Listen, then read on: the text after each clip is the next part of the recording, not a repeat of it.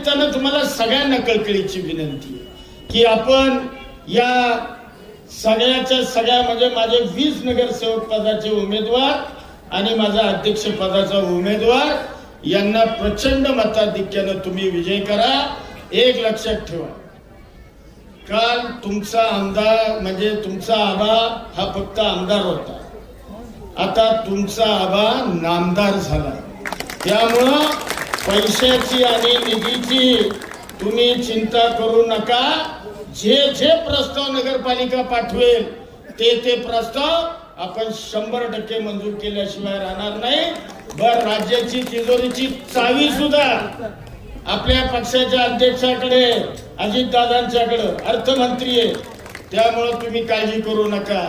या महाबळेश्वर करता जे जे काही चांगले करता येणं शक्य ते करण्याचा प्रामाणिकपणानं प्रयत्न हा त्या ठिकाणी केला जाईल.